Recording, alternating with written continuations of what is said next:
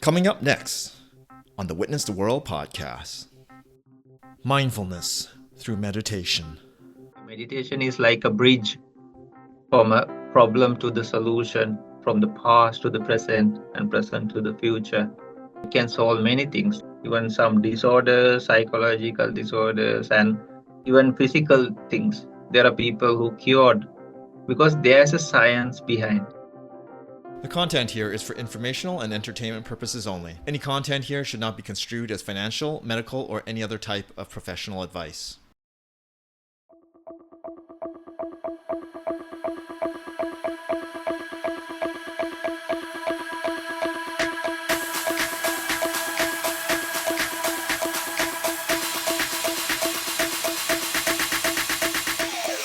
Good day, everyone.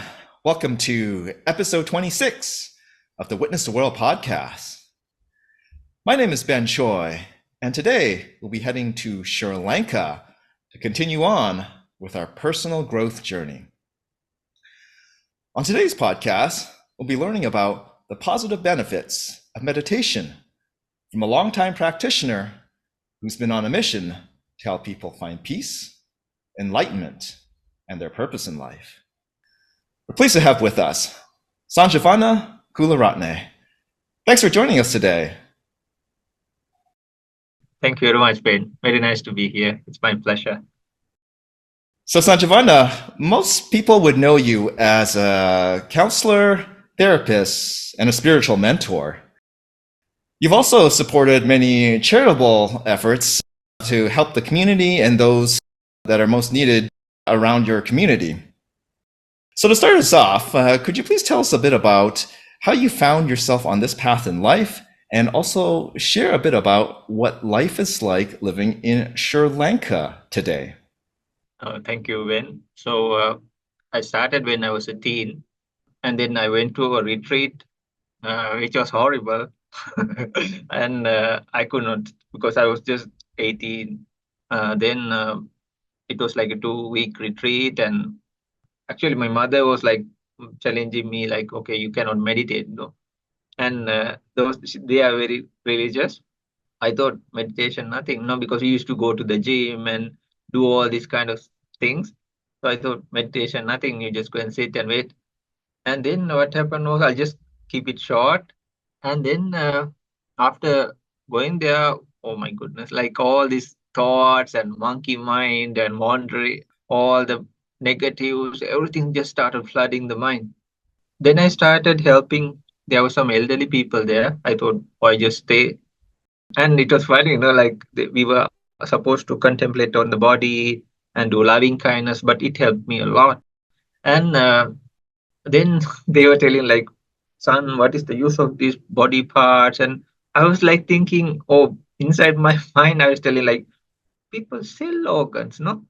And then why you say this is not valuable or anything? So it was the opposite of everything, no? And then about 1 week or so, when you do walking meditation and then sitting and morning and goes on, no, like on and on for days. One day when I was like doing walking meditation, I felt something different. And then I said, so happy, so peaceful. I didn't know what it was even at that time. And then it was like the evening prayer or chanting time. So you arrange the place and wait for the others to come in the center. So I went and I saw my teacher coming. No, they live in another place.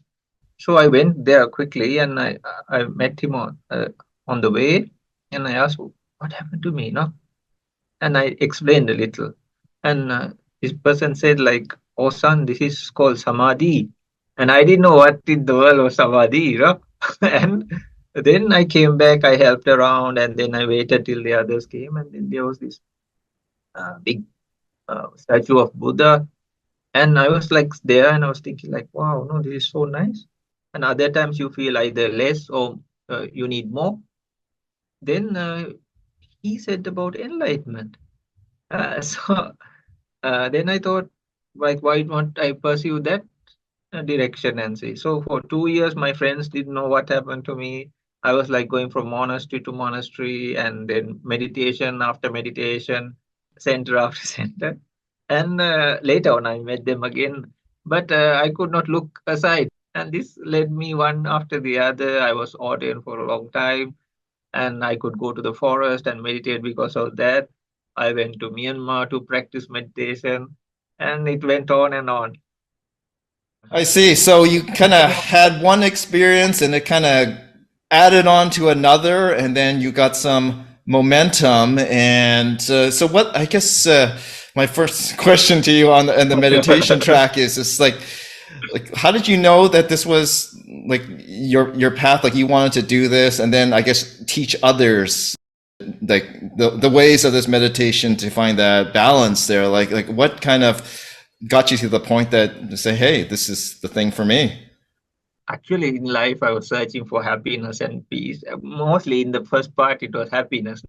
You try to find, we didn't go to any dark side, but we were seeking, from relationships. So, but when we had this big materialistic goal at that time, I'm not saying they are wrong or anything, but we had, like go abroad or like have this girl and then all these things. And then, but even if you had them at that time, in that period, it was either less or something too much to handle. And there was a big part you had to give for that also, right? If you just want to go out with your friends, but still you need a lot of things. So, but here without none of that, it was so happy and so peaceful.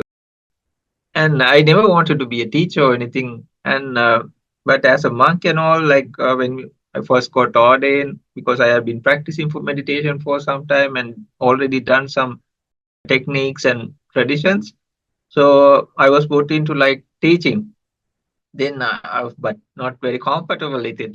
And later on, went on, and then I also it was a big learning process for me also. You go to some places, you have to work very hard, and then one meal per day, and because you just want to learn the practices, no, and the teachings.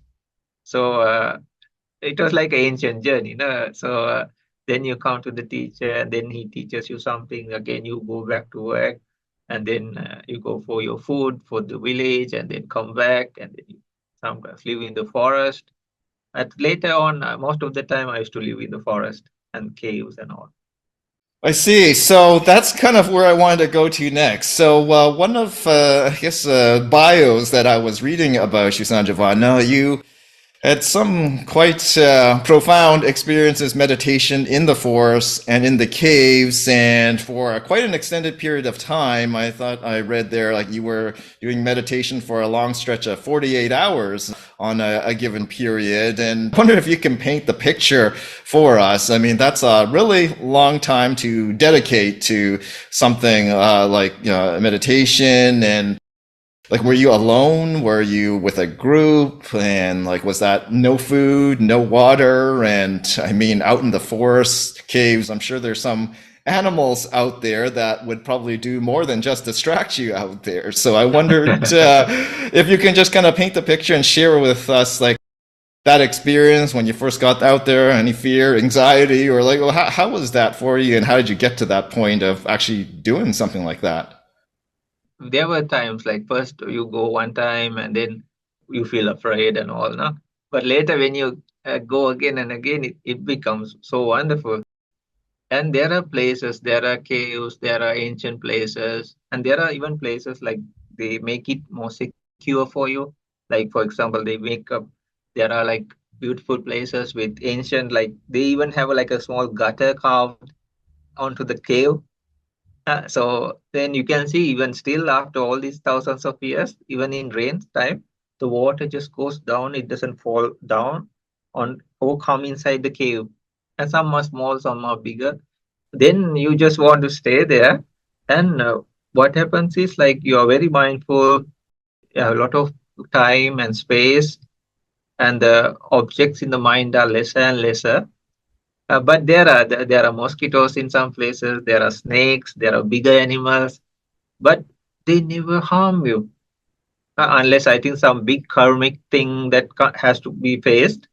There are snakes about like your arm, like venomous ones, the vipers and all, but Soon as you hear the sound and all, like no, the ones like there's always like some animals always going, no, on their paths. So you get used to those sounds and you're okay with it. And then sometimes you hear different sounds. Then like because there's like in one place there's this like the monitor lizard. So there's this small guy who always passes, at about 12 noon. So like okay, this is this guy going now. Then one day it was like the sound was different. Oh my goodness. It was like a snake, like a viper. It was so beautiful, but its body was like our arm, so big, like a chunk. And this guy was so big, he was slipping down the rock, and it was a different sound. And when you just go and look, and it was like so beautiful and so massive. So, but you don't feel, and you do a lot of like loving kindness meditation, lot of mindfulness, and your mind is quite good. And some places, like there are things you don't see from your normal eye, like entities and all. So they put you on to test. So some places it is totally occupied by them, so they don't like you hanging around there. And some places they accept and but they put you onto some kind of test and see. So, but if your virtue is very strong, as monks and all, we used to keep very powerful virtues, and so then it doesn't affect you even. I see. So I guess you have to kind of prepare yourself mentally for that so then you don't give off any, I guess, vibes or impressions that you're afraid or have any hostile intent on those snakes. And then at the same respect, they will in turn just leave you alone and think you're just like a rock or part of the environment. And is that kind of the way to look at it then, I suppose? Or There's some, even there's the endurance part. If you are sick in the forest and all, sometimes you are very far away from even a village. So there is a part that you have to give up also, like you have to get off your comfort zone. First, it's tough. Now, sometimes you just stay like without a meal, or if you're sick, you have to wait. Sometimes there are places like people just found me after many days, like he was missing, and then I was very sick. But only a few times that happened. Luckily for me, I was like very healthy then. I was when I was doing all those gym things and everything. Those days I had to eat many times, no? But here one meal or sometimes one meal after 2 or 3 days also was fine. And there's a lot of physical as well as mental energy. And in meditation, we can talk about these things. There's a thing called rapture, and when it happens, oh my goodness, you have so much energy. Not the happiness or the that comes also for sure. Your body feels so light, the mind feels so happy, and but when this bliss comes, you have so much energy. You can just go on. You are not starving yourself or like depriving yourself. Nothing. You just sit, and then you think, okay, maybe like maybe I'll go tomorrow. Then you're not starving and like, my goodness, I'll get gastritis or something, nothing like that. So you can just sit, and sometimes it just goes on like 1 day, 2 day, 3 days. You can just go on. So about that practices, yeah, not only me, they are like this happened especially when I went to Myanmar, and we were all practicing very hard. And one of our days were like more than 12 hours. And I stayed there for like the retreat for me, it went on for like almost 4 years. Within that time period, there was like a lengthy process of learning from the very basics till the very end of practices. So those teachers taught me everything, and I was really happy to drop everything and learn from scratch. It was very nice.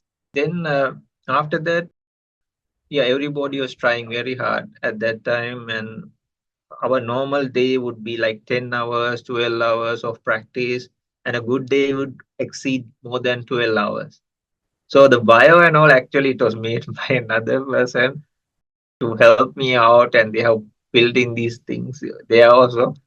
Everybody was practicing very hard and a normal time period, and you get used, but it's gradually happening. You just practice 1 hour, but our teachers, their normal limit was like 3 hours of practice, the standard.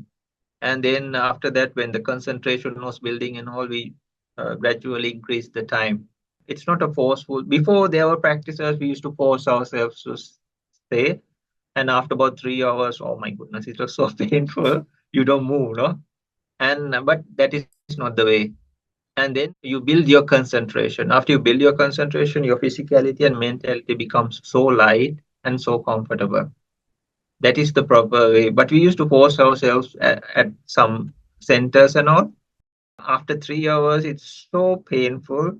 But after 5 hours, it goes into like a flight mode and you don't feel nothing anymore. Maybe numbness and everything takes over. But still, you win like things like pain.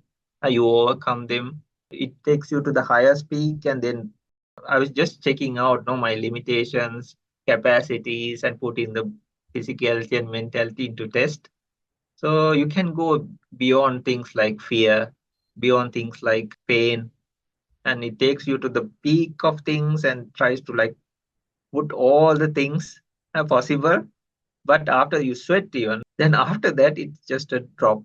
And even the biggest pains, it turned into like heat, and then it was just like a pulse. I'm not telling pain was not there, but it was like 50% less. And what happened was like it was just like a pulse later on. From that day on, I was never afraid of pain.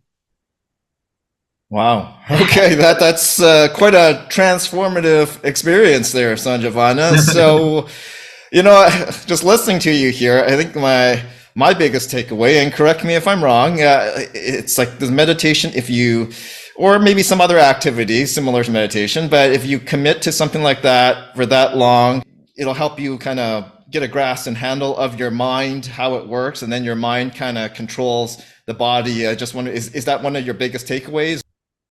Well, like a meditation is like a microscopic view of our life. Then, for example, okay, like we take blood samples, or people like doctor, like physicians take or ask you to give. So they don't draw all the 6 liters of blood from us, right? Just a little tiny bit, and then that also from that they take a little bit, maybe put it on a slide and put under a microscope.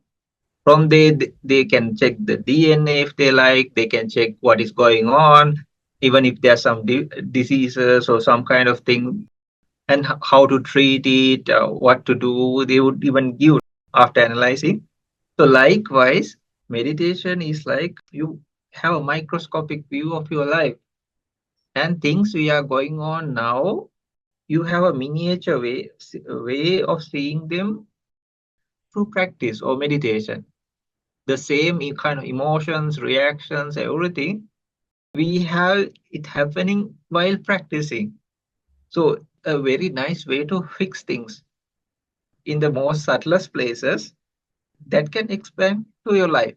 Usually, fixing things outside is kind of like tough and a lot of work you have to put in. But what if you fix it inside and then project it outside? It will be easier fix, right? Human mind has so much capacity, so much kindness, so many positive factors. Only a little bit of negative is blocking everything. It's like we have something very precious, a layer of dust is just covering it. So if you just brush it off, all the precious things start appearing. And we all have that capacity.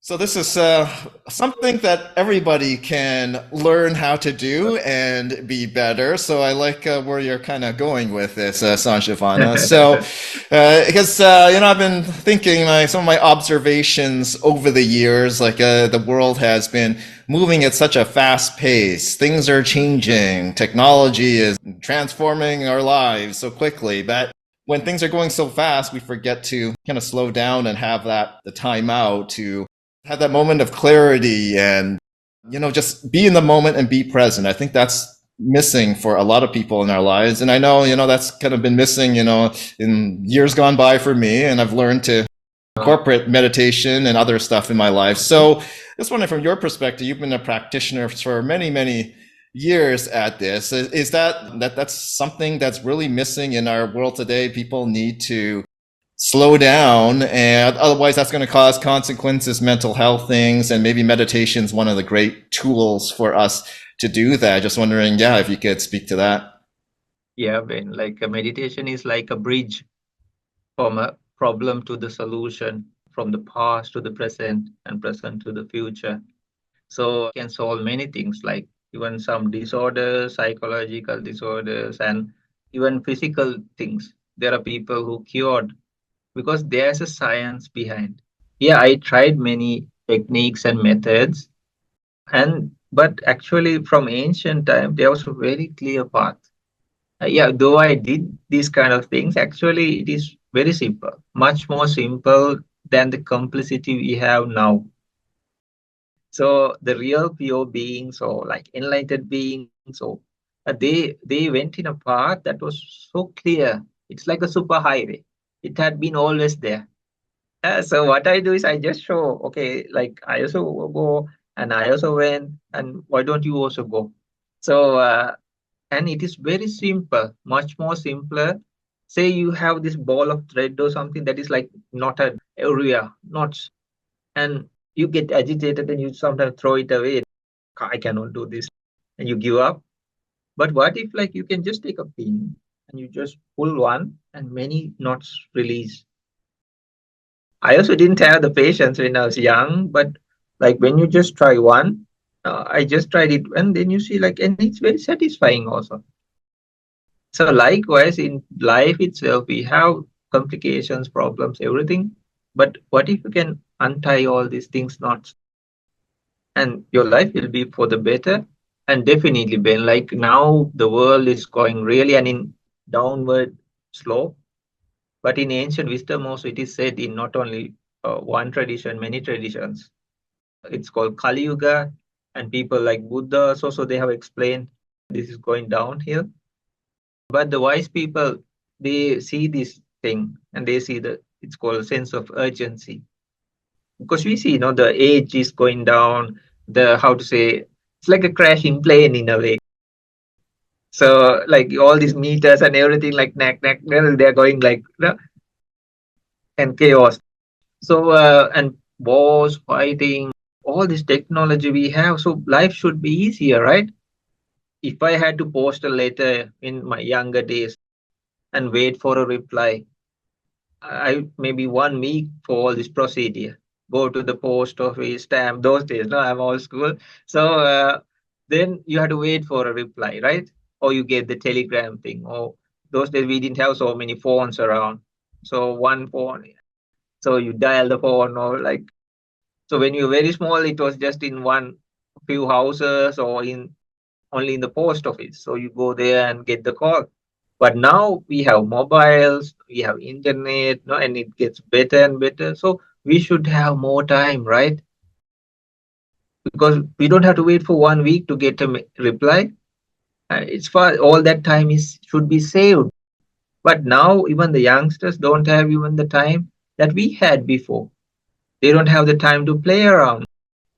So even the people like they say like and people think it's the opposite like being busy is a great thing. I don't say you have to drowse yourself being lazy.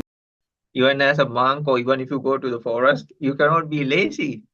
You have to be diligent, you have to practice. So but what is the point? It seems like a rat race, and all this world is going towards war, and then people are like kind of like making it a business, and these are human lives, whichever part, whoever they are. But the technology should be used for better of humanity, better of all beings, right? Because there is the possibility, but everything is like commercialized and used for worse means. Spiritually, if we can awaken and see, then we can spread. And then there's a great and deep teaching of this. For example, there's called conceptual reality and ultimate reality. In the conceptual, we don't deny that.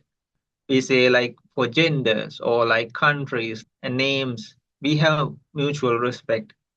But for example, well, but these sometimes turn religions, like ethnic groups, these kind of things. But now all these things, like for example, like religions and all, now it is a reason for people to fight about.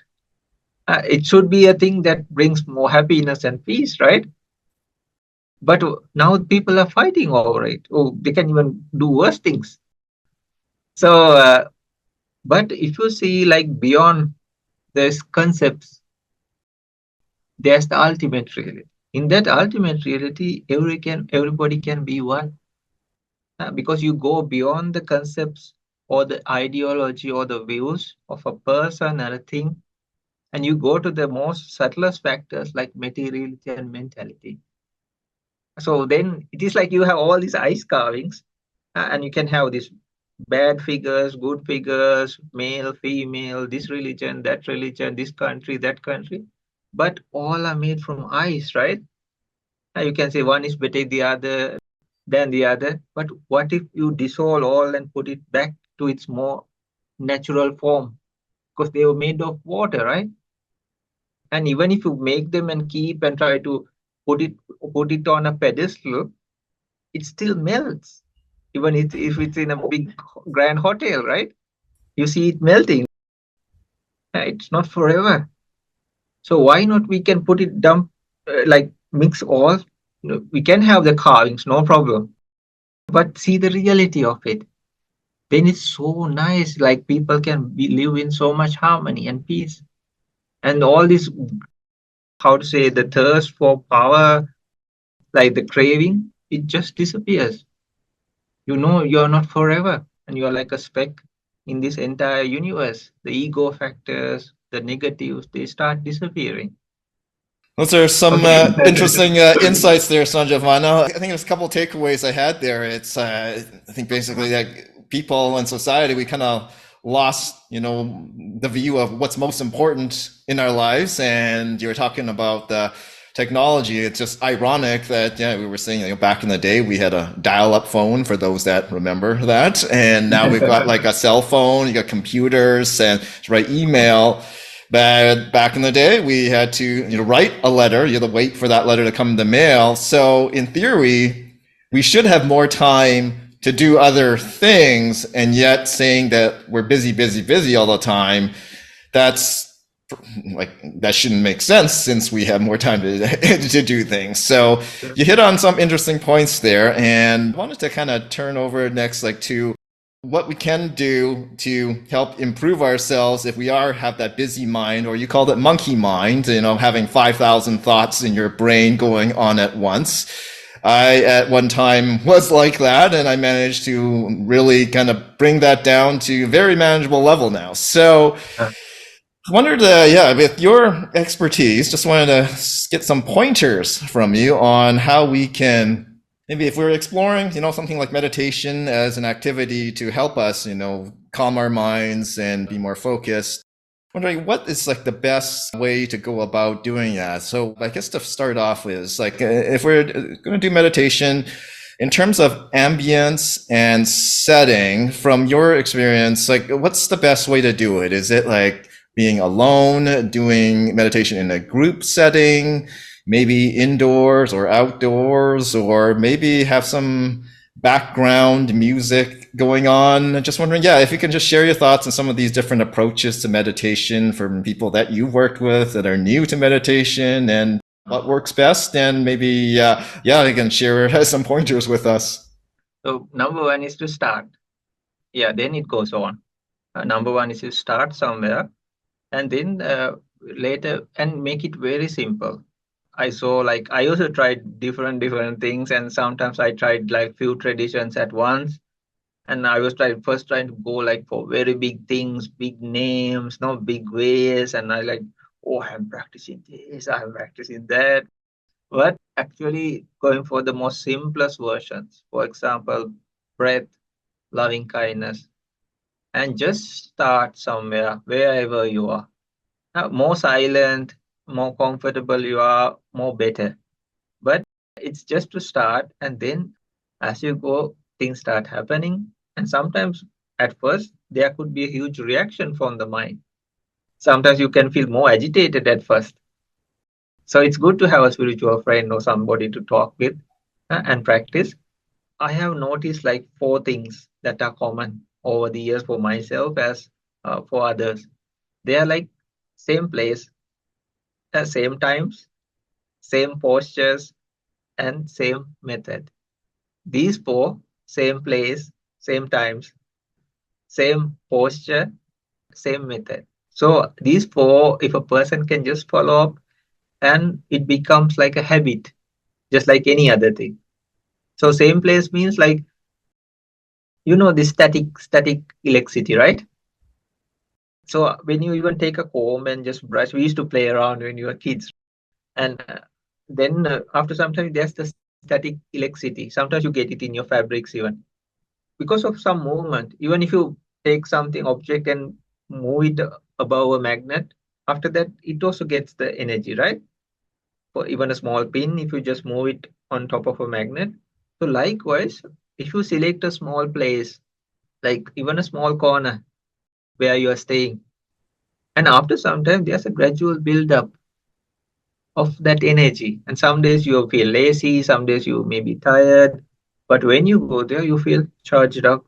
And when some places, like ancient places, oh my goodness, when you go there, all your concentration and all just goes like rocketing up.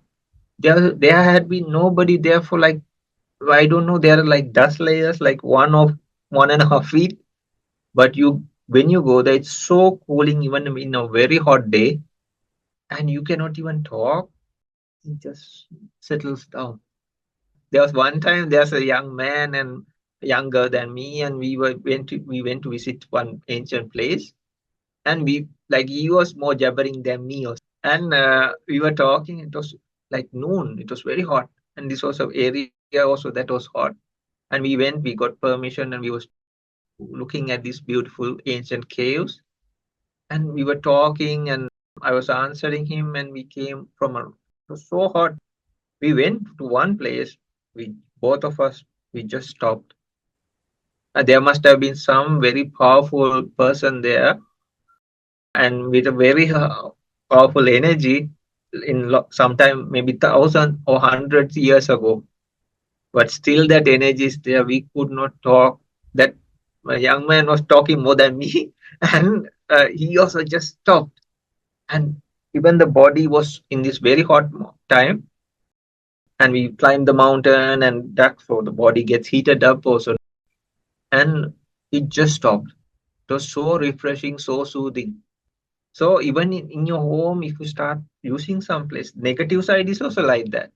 Just some small corner that it doesn't affect the others in the home, and the other people will also get the idea. Okay, this is his corner, or this is his place, meditation place. Just some small corner, maybe near a window or something.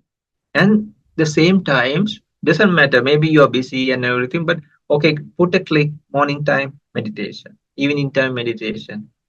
I just we call it like placing a dot on a fabric. When you have this paint dot or something, ink dot, it slowly spreads, right? If you place a dot of ink on a piece of paper or a fabric, it slowly, like you keep the dot, but it slowly spreads, right? So likewise, just wait 5 minutes, doesn't matter. I just start. And in the evening, just come back. Maybe you are a young man, young person, or person who's going for work. Just sit. We sit on the couch and we relax, right?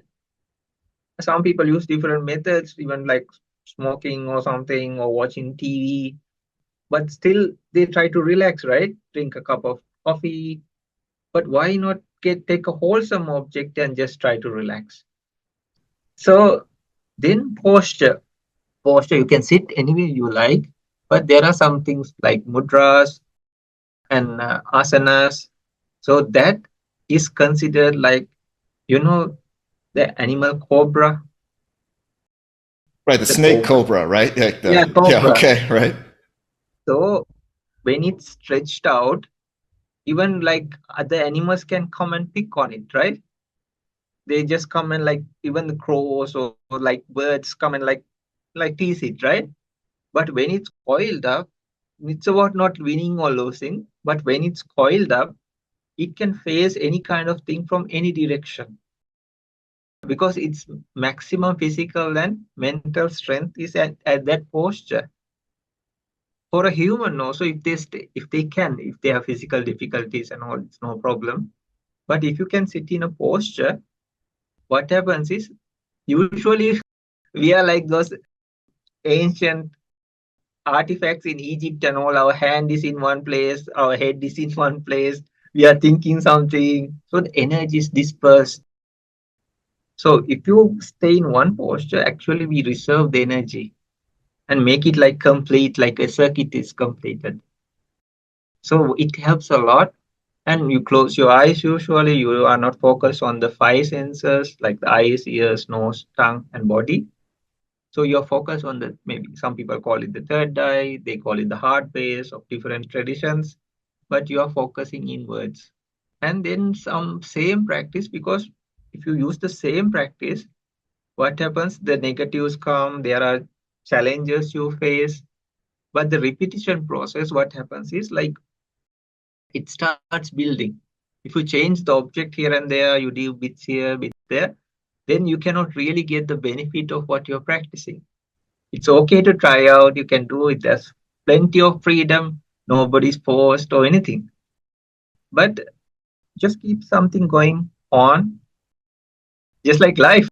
Keep something steady and going on, right? In a positive way, a wholesome way. So that's why I'm telling this definitely directly affects our lives in a good way, wholesome way. And finally, Ben, I would like to share like about this topic. Very, if you fix ourselves, we can fix everything outside for the better. There was a child who got a puzzle, a jigsaw puzzle. So one of his parents brought it, but it was about the world. And child was very intelligent. The child saw like an image of a man, maybe a print on the jigsaw puzzle. And he was asked to, or he or she was asked to make the jigsaw puzzle. But this child was very clever. The child started making the human figure. And when it was flipped to the opposite side, the world was already fixed. So likewise, if you can fix ourselves, there's a lot of things like our people around us and in the society, even the world benefits. So practice, yeah, we are consistently bringing up a wholesome thing in our minds. So thanks for sharing those insights, Sanjivana. So one of my biggest takeaways from your discussion there, so it was the word consistency that kind of rings through to my mind. And so meditation, it doesn't matter if we are, doing it maybe let's say for like 10 minutes a day or in the morning, in the evening, or with people, without people, with background music or not. The key is just being consistent. And if we're consistent with that program, over time, eventually we should see benefits. And I guess that's the next question I have here.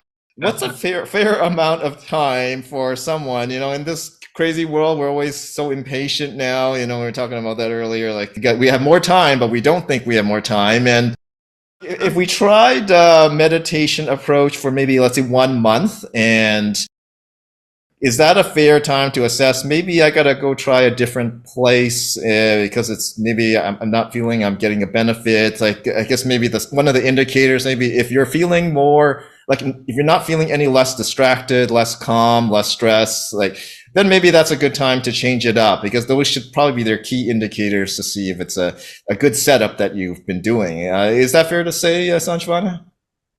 Yeah. Like usually, it's like the psychology. Like for us to build up a habit takes at least like maybe 1 month or so, or 40 plus days. So usually a habit for the worst as well as the better. Nobody starts with usually even a bad habit. First, it's difficult, and then they get used to it. Say for smoking, then they are addicted to that, and they cannot be taken off also. But these are not wholesome and not healthy, bad practices. So for the good also, there's a process that the person should get used to. So usually it takes at least 10 days or more for the physic body and the mind to adjust for some practice or place. Then if you just keep doing it, and if you are very busy, you can just sit on your place and just try to go. And surely, like when it's good you brought it up. First, you can use music, all the things. Like we were trying very hard. No, we didn't know. and it's too much. We were like just sitting on the floor, maybe with a small mat, and just try to go like hardcore. But it is too much because you have to face the music of your mind as well as when you are like hurting yourself, maybe at the ankles and everything. It's too much.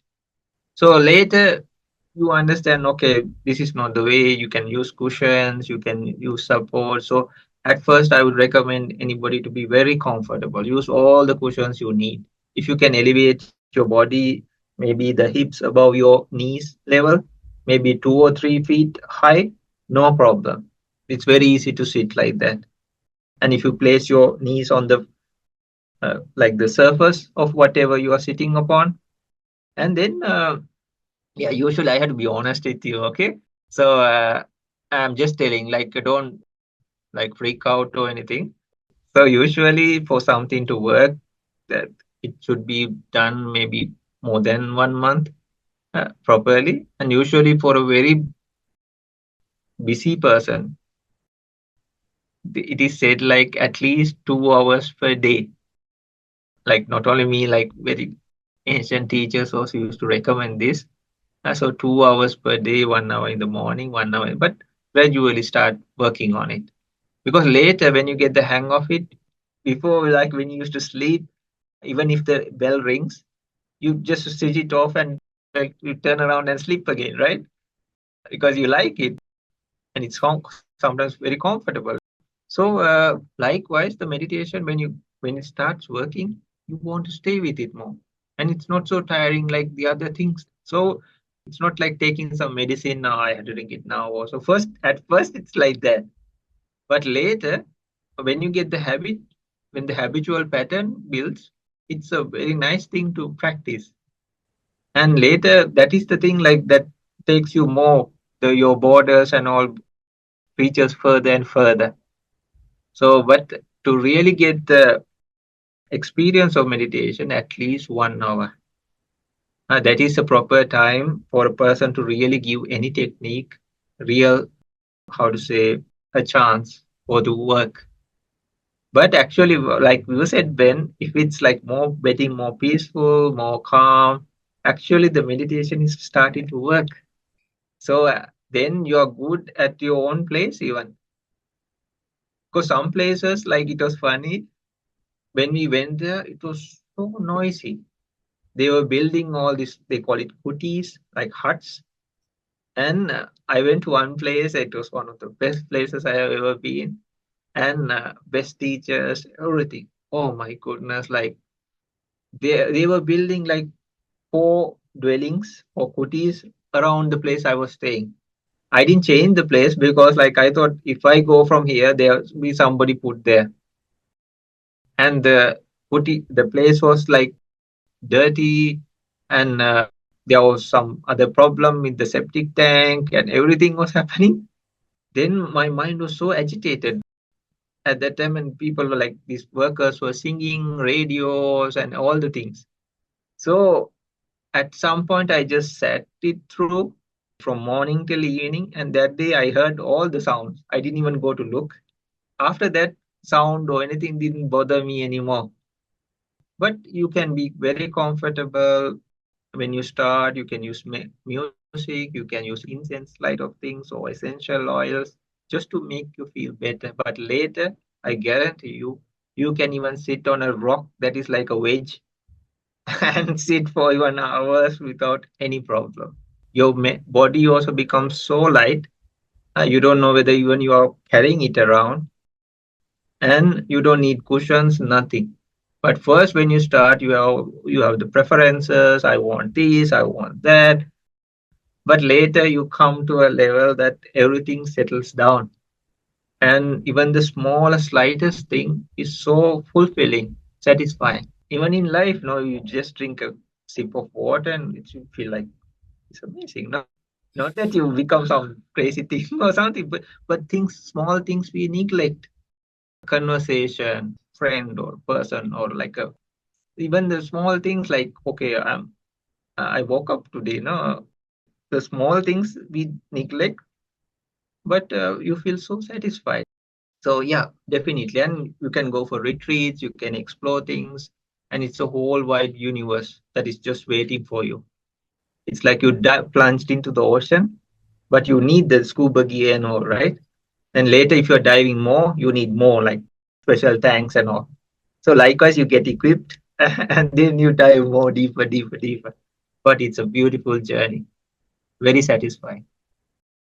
Thanks for sharing, Sanjivana. So that is an interesting journey. And I guess, if people committed to the practice of meditation like you have, then we could probably, like you said, sit on a rock and watch those snakes kind of slither past you and not feel anything, like, because you become one with the rock, I suppose. So, yeah, that's interesting stuff. So, my biggest takeaways, once again, yeah. So, thanks for sharing that. It's we should start number one and be consistent, and then if somehow we can get to about an hour, it sounds like that's like an optimal amount, but any amount with consistency sounds good. And then, yeah, we got to be fair and give it maybe like a month or two, and we should start seeing some benefits. And if not, then kind of change it up there. So, yeah, thanks for that awesome overview, And Sanjivana. with one more, please, sir. Just Yeah. add a touch because we naturally have the mindfulness concentration in our lives, Ben. That's why how we study. That's why how we learn things, even do jobs. So actually, we are doing a lot than we are practicing meditation in day-to-day life. We are stressed out. We are tired by the end of the day because we put our minds and bodies to work a lot. So actually, meditation is like we are reducing the stuff for the mind. We call it multitasking, and then we do so many things. We try to do so many things in a close proximity, but actually, through meditation, we are doing lesser. Though we think, oh my goodness, we have to sit for like 1 hour, how to do and what to, how to find the time. We just watch a movie for 1.5 hours. We chat sometimes. People on the phone, maybe if you calculate the hours, how many hours, maybe look at your phone and see like how many hours it was running, right? See your computer, how many hours it was running. And then, for example, people are in their mother's womb for like 9 months in a crowded space, right? In one posture usually. So when you get older, you'll have to stay in one place. When you're sick, you stay in one place, right? So we sleep like maybe people like 1/3 of the day, right? Like 8 hours usually normal person. So why not just give like 10 minutes? People use for bad habits, like mean a lot of time. But this 1 hour thing, when it happens gradually, and you're after that you feel like doing it, just like any other thing. So we start from some place, and then when it like you feel like it just goes on like that. It's not like you just jump straight away like to 1 hour, and but gradually you can build it up. But sooner you build it up, the better. So actually, we are doing lesser than what we are doing naturally, like in a normal circumstances. But still, a normal person also has concentration, has, for example, animal who is trying to catch another animal, they can stay still, no, for a long time.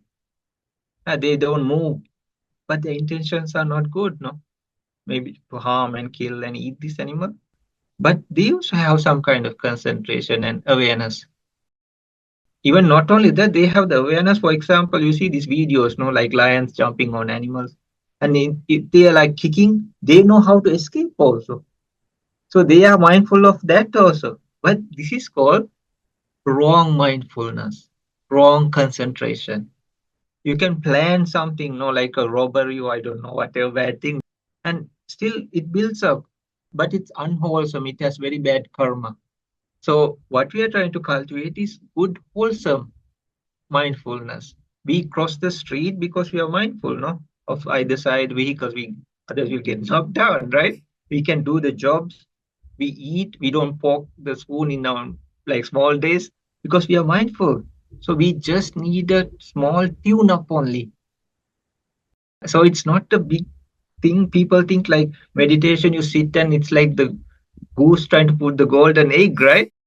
We already have it. We just do a fine tune. Only that tune up. So it is actually doing lesser than what we normally do. Yeah, that's a great way of putting it, Sanjivana. It's like have a tune-up, and we have more time than we think we do. Because on your phone, you can check out screen time and how much time you spent on each app. And I think all of us, I've done it on occasion, and it surprises me how much time still, even after cutting it down. So yeah, we do have more time than we think, but start small, and then we can kind of build the Sure. momentum from there. So that's good. So I wanted to kind of pivot over to some of the other stuff that you've done. I alluded to originally on the start of this podcast that you do a lot of other charitable work to help the community around you. And Sri Lanka, it's there's a lot of challenges going on with the country, and so someone like you that's very mindful is just really good, I guess, kind of leading the charge on addressing some of the political, social, and economic challenges that you're faced with every day and the community that surrounds you. Just wanted to, if you could just give us like a high level on some of the stuff that you've been working on to help the people in your neighborhood, some of the projects you've been working on, and how does that look like today? We were doing this in Myanmar also and in Sri Lanka for a long time as a monk course I was doing. So we were helping. Now these days I'm trying to help disability home. So we have like a economic crisis here and then a lot of political stuff going. We have no involvement in any of those. So political, it was out of my topic from small days. Then we are trying to help these places. So whatever things I get, I just channel it to all places. So we are helping from dog shelters, animal shelters, to children, infant homes, children's homes, adults homes, like elders homes, and even disability homes. And any people like who come, doesn't matter from which religion, who they are, we just try to help. So we are trying our very best. Any resource that comes, we are just distributing it. But many people are going through a lot of difficulty now, and the politicians, as usual, they are making everything really bad and worse. Now you mentioned resources. So, like when you get resources, is it like from international aid organizations, like nonprofits, non-governing organizations? Do they kind of like collect stuff from overseas, international places to, and then you kind of help them distribute the goods, resources, all that stuff like to the locals? Is that kind of your function, your primary function? Then what you're kind of doing with your team? Actually, we started like we thought like we don't collect any donations or anything, and we work for what we do, and that's how actually this concept of Sanjeevan also came. It is like revival. The meaning of the word was revival, so that's why how it came around. So they wanted the name, so we just put this name, and then so actually now also we are not like collecting like donations or anything. We just channel whatever we get. It's not like we are not clear like linked up to many organizations and getting the donations. But if somebody's like really uh, prepared like that, we can do it in a very honest way and very legit and honest way. Because whatever, if there was something like that, we would definitely we would not use any of that. We would just it receive to the needed people, and we can show all the figures and everything. That had been the case if there was any kind of donation. But whatever we work for and all, we just channel it and give it to anybody who's needed, from the poor to the sick, even into like animal shelters, because they need like a lot of resources to feed, to care, and to look after these people and even animals. I see. So, for let's say people outside of Sri Lanka that wanted to help the people of Sri Lanka, I mean, we've seen news stories. I think last year was it not last year? That was 2022, where there's a big political change. I know you're not into that, so there's a lot of need because of like the poverty, everything going on there. So, what's the best way for like someone like me, someone like in other countries to help with aid and bring in aid, and what's the best type of aid to, I guess, send in? Is it through those major international organizations, or is there a better way to make a greater impact for the people? Maybe there's just another better way of doing it. I wonder what your thoughts are on that. Yeah, I cannot stop any kind of donation or anything. No, like it's a dana, no, it's a like a good offering, and it's very meritorious. So I don't want to stop any of those. But if you can do it personally, that would be the best way. Or like just see what is required for that place. Just then sometimes like some places they don't need money, no, they need like food items. Some families the children need books. So if in a way we can organize or like do things like that directly to those families, or just check on the organization what they are doing, how it's functioning. Because some like there are some NGOs and all like not very legit. So you don't see, they do a little bit, but you don't see like there are so many people there, and the health system is crashing, educational system is crashing. So you can do so much for little children. There are some children like they cannot go to school because they don't have a pair of shoes. No, they cannot buy the books. And they don't have any lunch to take at school. If you can just really focus on what is really required, and then check how legit it is, or you can see how they are working and functioning and what is really going on. And maybe directly also, if you can get involved and do the donations, that's even better. I see. Okay, yeah, thanks, Sanjivana. So we should kind of do our research first to kind of explore like the NGOs and profits, and then maybe more of a targeted approach to get the aid and yeah, maybe like shoes, books, or whatever supplies there, and I guess maybe check some of their websites to see what is most needed, and then kind of take it from there to help Mhm. everyone in Sri Lanka. Okay. And through experience, like if you see like and just you don't have to do like big research on things, but just see what really happens. And because legit places, they would show like exactly, okay, this is happened, these are the things, this is what we received, this is what, okay, they can have some of their expenses like traveling, or they also need, but it should be reasonable at least. Not like like two-thirds go to them and then just one-third goes to the poor family. And I'm not telling everybody's corrupt and all, but just see, are they like really getting it?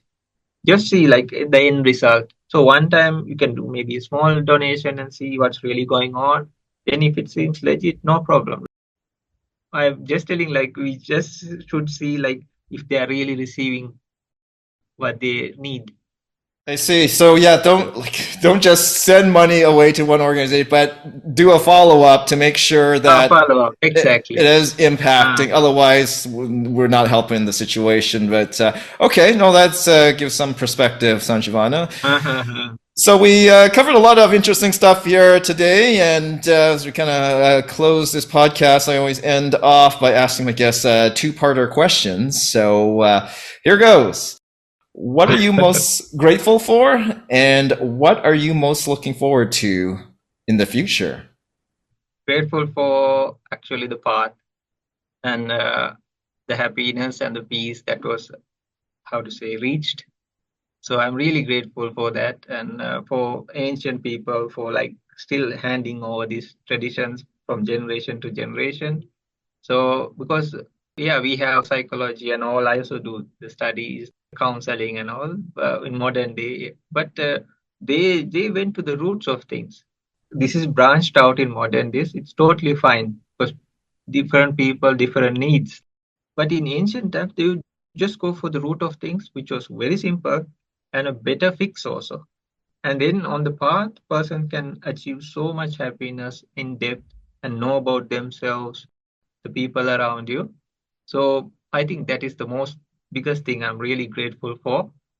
In the future, I would like to help more and more people spiritually as well as mentally as well as externally also. I do want to devote my life to helping people and higher states of enlightenment.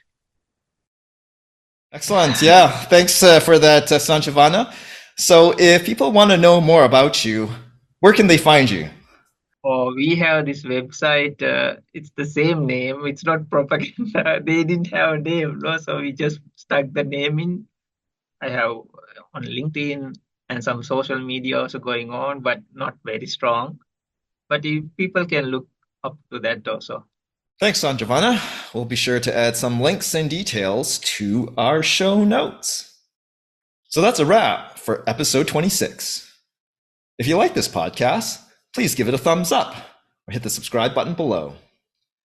If you didn't like this podcast, give it a thumbs down, but please do tell us why with a comment below. If you have any other comments, feedback, or suggestions, you know what to do. Thanks for joining us, and namaste, everyone.